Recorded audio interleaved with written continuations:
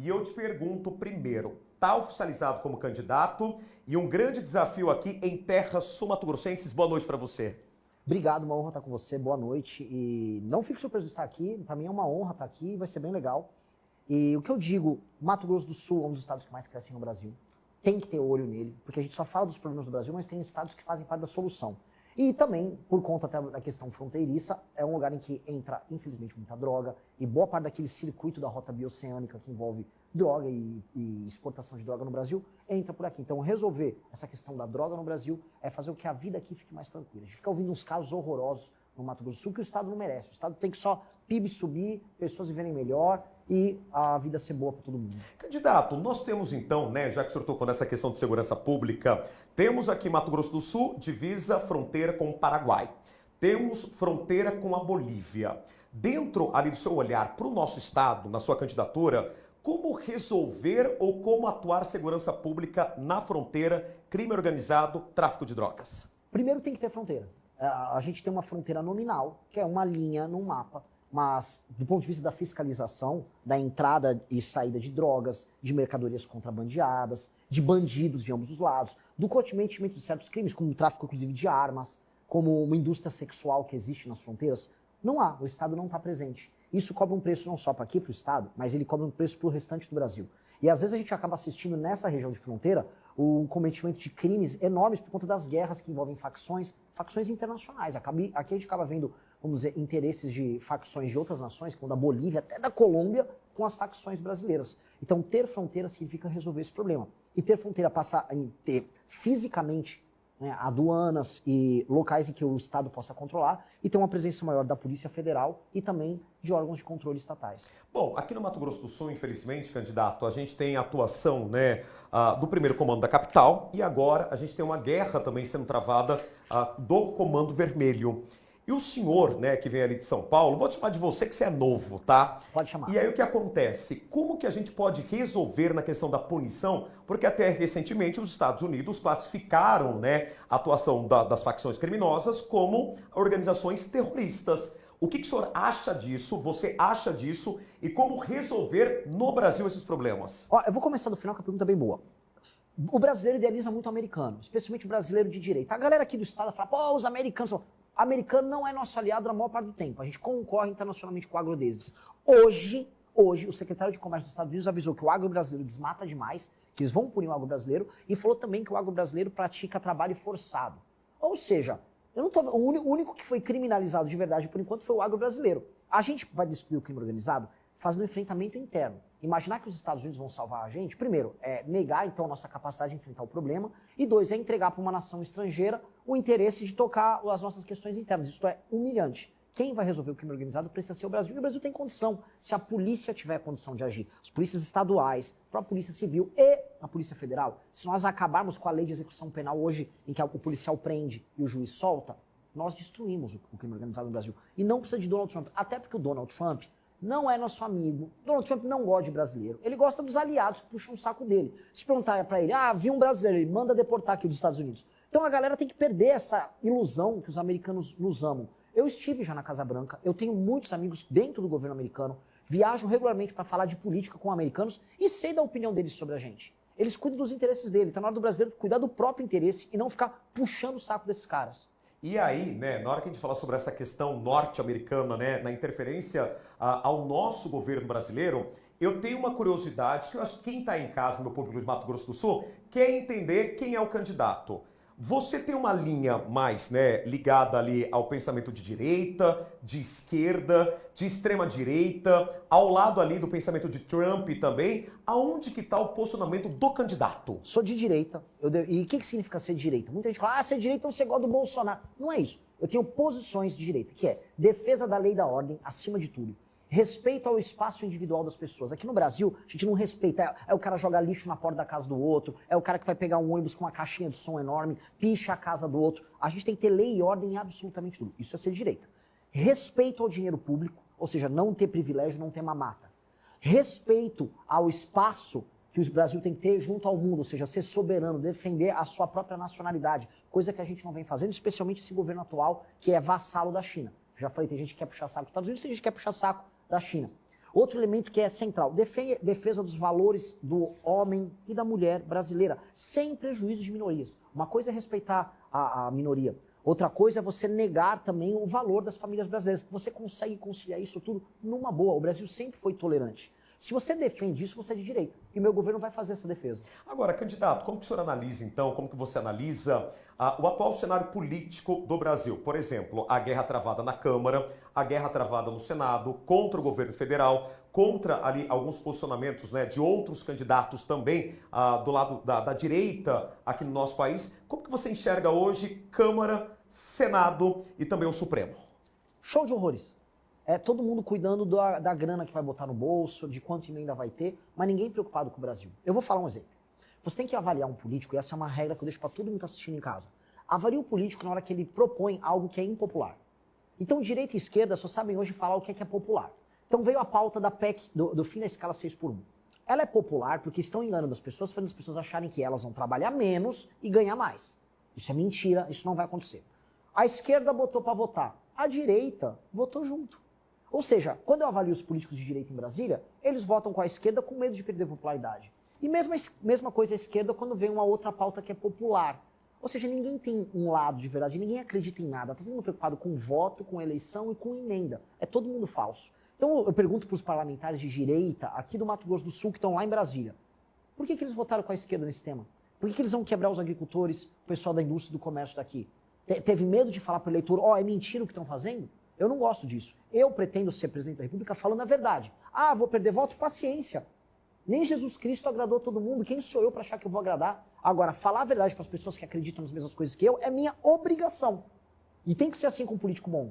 Agora, candidato, você sabe uma coisa que me chamou a atenção, né? Para quem está me acompanhando aqui pela TV MS Record, quando você chegou e entrou aqui, primeira coisa que eu te perguntei, eu falei assim, você está bebendo tereré? Porque da onde você nasceu e onde você está hoje, eu acho que não é comum tereré. E tereré é uma cultura nossa aqui, paraguaia também, né? Você bebe tereré, já está se familiarizando com a nossa terra, com o Mato Grosso do Sul. Sim, e vamos fazer uma brincadeira legal sobre isso. O Mato Grosso do Sul surge muito de uma migração paulista no período das monções, pós-bandeiras. Então, nós, no fundo, fazemos parte da mesma cultura. E aqui tem essa adaptação indígena, uma adaptação diferente do uso do mate, e é deliciosa. E a primeira vez que eu vim pra cá, eu conheci o tereré, eu ganhei tererés paramentados com o logotipo do nosso grupo, do movimento, e eu tomo, quando eu faço churrasco em São Paulo, assim como em dia frio, eu tomo chimarrão lá dos gaúchos. Eu adoro, acho mate maravilhoso, e fico muito triste que o mundo não toma tanto mate quanto o Brasil e a Argentina tomam, e o Paraguai também. E é saudável, né? Muito. É saudável, é saudável. Você sabe uma outra curiosidade que eu tenho, candidato? Eu estava acompanhando suas redes sociais, você é muito forte na internet, e o teu desafio é convencer a juventude que está na internet e convencer o senhorzinho ou a senhorinha que está me assistindo pela televisão aberta. Qual que é a comunicação, né, de um candidato à presidência jovem que está ali, né, diante de vários desafios econômicos, social, do agronegócio, política externa e interna do nosso país nesse momento? Essa é a pergunta de $1 trilhão, porque se eu souber responder, eu ganhei a eleição. Né? O que eu sei é que a gente já convenceu os jovens, eu estou primeiro entre os jovens, 16 a 24 anos, e eles estão convencendo seus pais e seus avós. E esse é o trabalho, um trabalho de convencimento numa agenda de esperança e de energia muito positiva de que o Brasil pode ser bom. O que eu sei é o seguinte, as gerações mais velhas estão muito chateadas porque os projetos que elas acreditavam deram todos errados. O petismo deu errado, o Brasil está quebrado. O bolsonarismo deu errado. Eles ficaram se matando com 2 projetos que deram errado. Aí tá vindo agora os filhos e netos dessas pessoas dizendo, tem um projeto muito bom, esse cabra aí, esse cara é legal, estamos gostando. E eles estão apresentando. O que eu tenho? Eu tenho que fornecer as minhas propostas e eu tenho que mostrar para essas pessoas que foram muito iludidas pelo projeto do Lula e projeto do Bolsonaro que eu sou diferente. E como provar? Falando também o que a pessoa não quer ouvir. Eu volto porque eu disse antes. Hoje o político no Brasil, o Lula, ele falou, vou te dar picanha, você vai comer picanha, vai ficar muito feliz. Flávio Bolsonaro foi na TV semana passada e disse que vai dar um celular para cada mulher. Como é que o cara vai dar um celular? Não dá, não tem dinheiro. Isso custa mais de 100 bilhões de reais por ano. Nós não temos esse dinheiro. Ele prometeu, ele está mentindo. Então um promete a picanha, outro promete o celular. Se eu fosse um político picareta, eu falava, agora eu vou prometer um carro para todo mundo. Pronto, invento aqui. Eu falei, não vai ter nem picanha, nem celular. Eu vou fazer todo mundo participar dessas reformas e a vida depois de 1, 2 anos vai melhorar. Mas vai melhorar para melhorar para sempre. Não para fazer voo de galinha, que melhora um pouquinho e depois quebra. E isto é ser sincero, e isso é falar com pessoas que já foram tão machucadas pela mentira dos candidatos. Candidato, a gente infelizmente ocupa um ranking, né? O senhor falou na questão das mulheres, um dos rankings que a gente não gostaria de participar, que é no número de mortes de mulheres, crimes de feminicídio. Eu confesso que eu vi um recorte seu, um recorte na internet, a gente pode, infelizmente, né, levar para o rumo que a gente quiser. Mas eu vi uma fala sua que é o seguinte, olha, qual que é a penalidade, no teu ponto de vista, para quem é estuprador? Olha, qual que é a penalidade de uma pessoa muito malvada, né, que comete um crime, por exemplo, a de um estupro de vulnerável, uma morte ali, um crime de feminicídio? Eu quero saber a sua opinião agora, te conhecendo pessoalmente, porque eu quero entender também, será que a gente está parado no tempo? Será que as nossas leis estão brandas? Será que o teu discurso também não é um discurso tópico em relação a crimes de graves que assustam a todos nós? Na verdade, não. Na verdade, o que eu estou propondo é só o que os países desenvolvidos e os países que têm menor taxa de crime fazem, que é eliminar a impunidade. Os bandidos têm dois medos. Você consegue convencer um bandido a não cometer um crime se ele souber que, se pego, ele vai ficar muito tempo na cadeia ou vai morrer, e 2, a certeza de ser pego. É assim que você consegue parar o criminoso. Até que você construa uma cultura de confiança, em que as pessoas não precisem ter medo para fazer o que é certo. Para fazer isso, primeiro você vai ter que fazer uma terapia de choque. E a terapia de choque passa em aumentar as penas e aumentar a capacidade do Estado em pegar o bandido. Você tem muita violência contra a mulher de toda a natureza que sequer ela é denunciada pelas mulheres. Hoje você tem uma cultura em que às vezes a mulher acaba aceitando a violência dentro de casa. E tem, além da violência contra a mulher, um outro tipo de violência que ela está sendo menos falada, que é a violência contra a criança. Porque o mesmo marido abusivo que bate na esposa, eventualmente leva a óbito uma esposa, pode ser o marido que abusa sexualmente das meninas. Tem casos horrorosos no Brasil que não são denunciados. E o Estado tem que estar presente nisso para ver a denúncia e depois da denúncia a punição e quando punido que ele fique muito, muito tempo na cadeia, que ele não saia. Então essa é a jornada que a gente tem que construir, que é a jornada do fim da impunidade. Eu fui perguntado por uma grande emissora de TV, e eu saí hoje nela, perguntaram, olha Renan, aumentou o feminicídio, aqui está a mancha por estado do feminicídio. Pois bem, ela é igualzinha do homicídio. Ela é igualzinha de outros crimes violentos. Ou seja, os estados brasileiros que permitem que pessoas morram, também vai permitir que mulheres, em geral, morram mais. Por quê? Porque são estados que trabalham mais com impunidade. E os estados que combatem mais impunidade, você também tem menos feminicídio. Então, a correlação é direta. Onde você tem mais impunidade, mais mulher vai sofrer.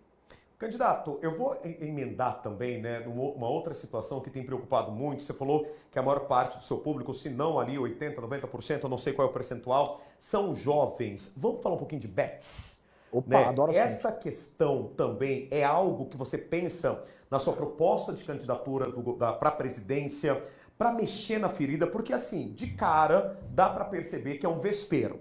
Mexer em bets é um vespeiro. Tá preparado para isso? Tô e eu vou proibir as bets no Brasil. Você vai proibir? Totalmente. Eu já tentei pensar, será que existe um meio alternativo? Tudo termina em lavagem de dinheiro, em compra de parlamentar e evasão de divisa, ou seja, dinheiro sendo mandado para um paraíso fiscal, em geral ligado a mafioso russo, gente da pior estirpe. Para que serve uma bet?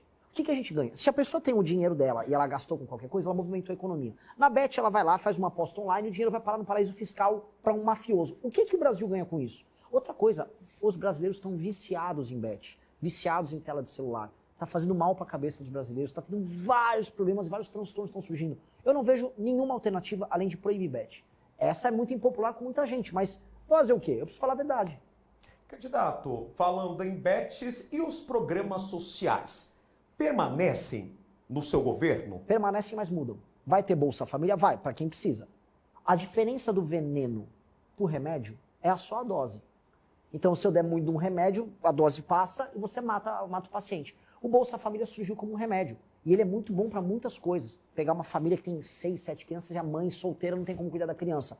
Olha, aqui faz com que as pessoas não morram, isso ajuda. Agora, virou uma fábrica de pobreza. E aí, líderes políticos em vários estados do Brasil, especialmente no Norte e no Nordeste, deixaram de focar em aumentar a atividade econômica, como acontece aqui no Mato Grosso do Sul, e focaram só, dá um Bolsa Família, compra o voto desse pessoal para eleição e jogo que segue. Eu vou fazer uma alteração nisso. Vou levar frente de trabalho para esses lugares e pessoas que não deveriam estar no Bolsa Família, que precisam trabalhar, um homem de 25 anos que tem que ralar, vai ter que ralar. Não é justo ter uma pessoa sendo entregador, ralando todos os dias da semana para pagar o imposto que vai sustentar um marmanjo que não quer trabalhar. Esse vai cair no meu pente fino. Bom, candidato, tá preparado, né? Tem uma boa retórica, tem uma boa conversa. E para a gente encerrar esse bate-papo, fico muito feliz com a tua presença agora, conhecendo pessoalmente, a gente tem uma outra visão da sua candidatura, para você conversar com o Mato Grosso do Sul. Espero que o nosso estado acolha aí diante, né, das suas necessidades também e dentro do trabalho da sua candidatura, para você conversar agora com os nossos, né, telespectadores, a audiência do nosso Mato Grosso do Sul. Pessoal do Mato Grosso do Sul, saiba de uma coisa, não acreditem em promessas vãs, não acreditem em quem diz que tudo vai ser fácil. Mudar o Brasil vai ser muito difícil.